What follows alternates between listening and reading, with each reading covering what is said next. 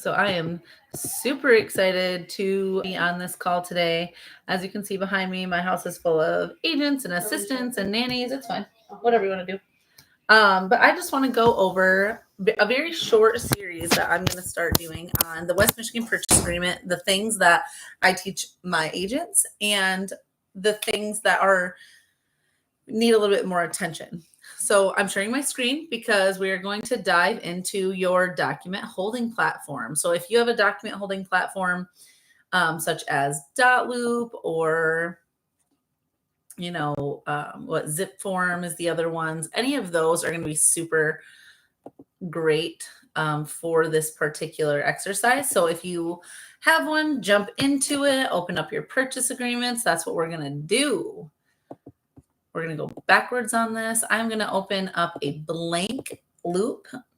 Now, if you don't already have templates, one of the biggest things about writing purchase agreements and things is templates. So like any of my agents, they'll come over here and they will put in the address, and sometimes the address just pops right up. Sometimes it's not going to pop up today, but and then they go into their loop. So they are able to pick from a listing loop, a purchase loop, or a buying loop, vacant land loop, anything like that. So we're just going to start with a residential buying loop template. So this is if you are a buyer's agent and you want to write a purchase agreement and you want to know all the ins and outs. That's what this series is going to be for. So we are going to do a pre-offer. We're going to, let's just write 300,000 and we're going to view that loop. So going into this form, we are going to click, it's a template. So everything that we need is already here. And we're going to click purchase agreement. And I'm going to talk you through some of the things I teach my agents. So number one, the effective date. Now, this kind of goes over that, but the effective date is at the first calendar day that begins at 12:01 a.m. after the effective date. So your effective date, if you sign a purchase agreement, starts today. Then your day number one, if you have a 5-day inspection period, day number one starts tomorrow at 12:01 a.m. So just knowing that, if I sign today at 8 a.m., is this my first day? No, tomorrow at 12:01 a.m. on the day after is your effective date. Number two, you can pick, let me just scroll in here. You can pick if you are a buyer's agent or a dual agent, or maybe you're just working as a transaction coordinator. Justine, what's the difference between a buyer's agent, dual agent, and transaction coordinator? So many things. So let's talk about that for just a second. Buyer's agent. You got the buyer's agency contract. You've written it for them. You're now under contract and you are representing just them. Anything you know about the seller, you can share with the buyer. Anything that will help the buyer, you can do. You're just looking out for their best interest. Then you have dual agent. That is when you are working for both sides. Now, a real dual agency, you guys, is when you have a listing agreement, and then you have this buyer with their buyer's agreement, and then suddenly your buyer wants to see your listing. That's a real dual agency. You have to have written and informed consent. They both have to agree. All agency disclosures will have to be re-signed, saying that you are now a dual agent. Transaction coordinator. This can come in a bunch of different ways, but a transaction coordinator is not looking out for the best interest of anyone. We have to do our normal fiduciary duties as an agent. We have to be honest. We have to be transparent. Ultimately, though, we're not working in anyone's best interest, and it's not our job to do anything other than guide and fill out the paperwork. So if you're watching this and you have a real estate agent or you don't have a real estate agent, that's kind of what you're looking for. Primary selling and alternative selling agent. So selling agent on our purchase agreement means buyer's agent, right? So selling office and listing office. If you're a listing office, you are the listing agent. You've listed the property. If you're a selling agent, you are selling it to your buyer, your buyer's agent. So you and I might have I do this a lot because I do a lot of mentoring as I bring agents onto deals. I'm the primary, they're the alternate, right? Or vice versa. Honestly, it doesn't matter that much to me, but for you as a brand new agent, just so you know, if you get a deal, let's just say your mom wants to sell her house, and your team lead says, hey, yes, but I'm going to be the primary agent. Just know that Realtor.com, Zillow, those places that say that, oh, you have past sales, this is no longer your past sale. This is the primary agent's past sale. So I would personally start negotiating that with your team lead. Hey, I want to be the primary agent because I want the credit for it. Oh, you'll still get credit for it. You won't. I just talked to Zillow. So they told me this. Number 3 is your seller's disclosure. So you can get the seller's disclosure and the dated. So a lot of people put like the date that they get it, which would be like, let's just say today. It's not. It's the date that the seller's disclosure was dated, which means when that seller put their name and their date and filled it all out and said, on July 1st is when I filled it out and we're writing an offer on July 9th.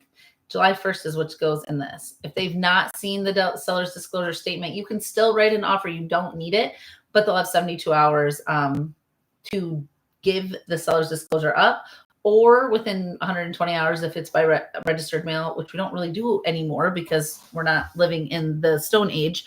But ultimately, either way, you have to have it. And if it's not within 72 hours, the buyer can terminate the agreement. Plus, the seller's exempt from the requirements is also an option. But if the seller is exempt, they have to say why. We have an exemption form that you have to fill out. There's a million different reasons, and we can go over that another day in another series.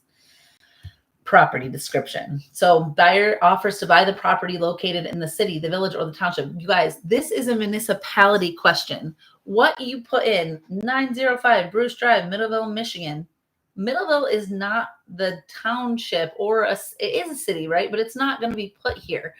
Now, I know that that particular address is in Yankee Springs Township. So we put Township of Yankee Springs, County of Berry, and then put the entire 905 Bruce Drive, Middleville, Michigan, right?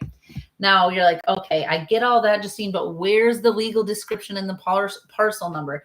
You guys, every realtor in the US of A uses RPR, or has access to RPR. If you don't have access to RPR, or you don't know how to access RPR, let me know. I'd love to help you. I can do a whole training on it if I have to. But you can come right in here and go 905 Bruce Drive. And then it pulls up Middleville. Perfect. And then we're going to go down. We're just going to scroll her right down till we see a legal description. And man, I just don't know where it is. I don't know what it is. That's fine. Of course, I go right past it. There she is. Legal description right at the top. And also, ta-da, there's your parcel number. There's your legal description, abbreviated description. Now, I feel like Justine, it never fits in there. And I always try to copy and paste it. It's too long, so I get like 2 sentences. Put LL in LO, lengthy legal in listing office. That means that you will now have this copy and pasted into a document that's shared to either the MLS or, it's just sent over via showing time, whatever you want to do. Hey, and then there's a municipality. If you don't know what municipality it is, RPR has that as well. So we're going to go back. Here we are. Now, going down, PP number is the same as tax ID. So if you see tax ID or PP number, which means property parcel number, it will also be, if you're from West Michigan, then the MLS looks really familiar to you. We'll go here, and I'm going to just show you where to find it here. So there's so many places to find this. Save this video, star it, do whatever, come back, ask me questions. I'm happy to help. I've been doing this since 2016. So you come here, and the tax ID, that is also the parcel number. That is also tax ID 081618. Let's look here, make sure. 01618. Yes, that's the same stinking one. And we're going to put it in PP number, property parcel number. Now, the following paragraph only applies if the premises includes unplatted land, which means that they could split it at any time, right? Now, I used to own a property 15 acres that was split 3 times. They said you could have no more splits. But then we found out that after 10 years, you can split that. So we go from no splits to now we have unplatted land. So kind of feeling like, let's see. That's okay. You can put in here, I want the seller agrees to grant the buyer at closing the right to make what? All divisions, any divisions, to make 4 divisions. Let's just say there's 4 divisions left on this new piece of land. Now we can split it 5 different ways. Cool. So I want all 5 divisions. You don't know? Call the township. How many times can this be split? They'll know. And then seller's obligation under this agreement is contingent on seller's receipt of municipal approval on or before, let's see, that I would say the close date, right? Or make it a week before the close date. If the seller's like, well, I want this section of the property, cool, then this would only say 4. And now they have until, the week before to get it, or 2 weeks from now to get it all squared away. And we're talking surveys, we're talking actual split, we're talking new address. You got to make sure all of that stuff is done. Purchase price, obviously. Seller's concessions. Now, if you're confused, Justine, can I just put my commission there? No, a commission is not a seller concession. And you don't want sellers to think that it's a seller concession either, right? A seller concession is, oh, Justine, I know I'm listing my house and my carpet is crap. Can we put a $2,000 to give to the buyer if they give me, $300K? Sure. So now the buyer can ask for $2,000 because the seller is offering a concession. There are instances where sellers are not offering concessions. What is that? That is when the buyer comes in and says, yeah, Justine, I have my 5% down payment, but I don't have the closing costs. Because remember, closing costs and down payment, 2 different things. Cool. Now you got to ask for concessions. How much is it, right? Well, if you have a VA, FHA, RD loan, you can ask for up to 6% of the purchase price in concessions from the seller. So they can give you up to 6% of the purchase price to go towards your close. Will they? I don't know. It's different every single time. But if you have a conventional loan, it's only 3%. Unless you put like 25% down, then you can ask for up to 6%. So seller's concessions is the buyer asking the seller for something. Now, terms. There's cash, of course. They have 5 days when they make a cash offer to give proof of funds. You don't have to accept that. You can say, I need proof of funds before I accept it. But in the event that you do accept it, know that they have 5 days. New mortgage. I always talk to lenders. I don't just fill this out willy-nilly. You're not going to see me put the market price on the percentage. You'll see all these people not to exceed market price. No, that is the price that they're approved at. And I'm going to tell you why. So the first blank, what is that, Justine? It's obtaining a conventional or FHA, whatever kind of mortgage you're obtaining. Type, usually 30 years, could be 15, could be 5. You got to ask the lender. If you don't know, then don't just start filling this out. In the amount of what? So that percentage is 100% if it's a rural development loan and they're getting a 0% down loan. But let's just say, no, Justine, I'm putting 10% down. Cool, then this number is 90% of the purchase price. It is the amount that the buyer is obtaining a mortgage for. They're not obtaining a mortgage for $300,000. They're obtaining a mortgage for 90% of that $300,000 because they're putting down a 10% down payment. Next, bearing an interest at a rate not to exceed what? I will have already talked to my lender and we have talked about the percentage. Hey, Justine, they're approved at $300,000 with a 6.5% interest rate. Great. I'm not going to put 7 to give them wiggle room. I'm not going to put market because that could mean anything. What I'm going to put is 6.5% because that's what their lender said. Now, this means to you that let's just say you're one of those agents that puts market price or 7% to give them wiggle room. Now, if they don't get a 6.5%, they don't lock in that rate before that interest rate goes up, then because interest rates are volatile, and we know that, then they now have to buy this house at a 7% interest rate if it wasn't locked in before they went under contract. And that's on you. That's not on them. They don't know what the hell what they're writing. We're trying to explain it to them. Most people don't know what they're saying yes to. So you're going to go through it.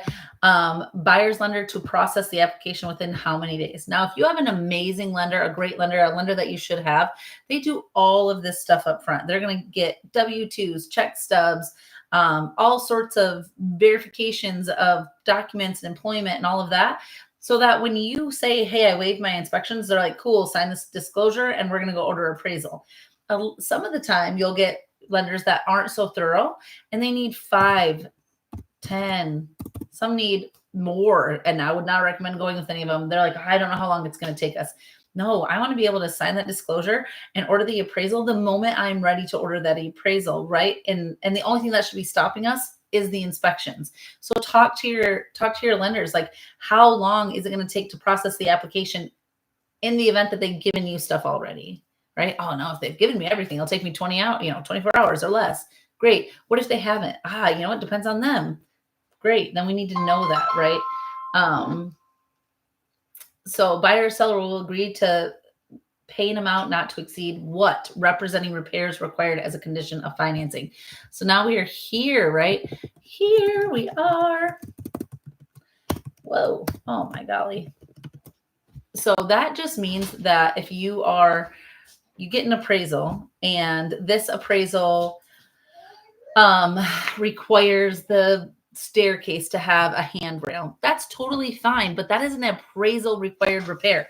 So if you put 0, that means it has to be negotiated. Who's doing it? The buyer, the seller, whatever. That's fine. But if you say, oh, my buyer will pay up to $100 for any appraisal required repair as a condition of financing, and that handrail comes up, handrail's under $100, the buyer is now in charge of getting that handrail taken care of.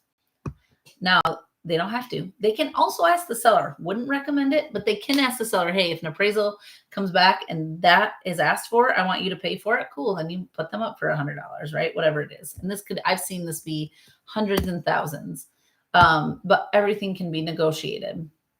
This makes your offer a little bit better. Now, going into the very last thing on page 1, and that's where we're going to stop because we're only going to do 1 page a day, folks, is the buyer agrees or does not agree to authorize his agent to obtain information from their lender regarding the buyer's financing and consents to the disclosure of this information of the seller or the seller's agent with exceptions. So you're agreeing or not agreeing for your agent to talk to your lender, and if it benefits you, to share it with the seller. You cannot agree to that, but then you have to do the communication with the lender. I would always recommend yes, as long as you trust your realtor, which you should, yes to the lender, being able to talk to them. Exceptions, none. And they know if it doesn't benefit your buyer to know it, then you shouldn't be sharing it anyway. There should be no exceptions. I would love to hear your comments in comments below. Talk to me about what you like, what you don't like about this video, and what you guys want to know. Have an amazing day.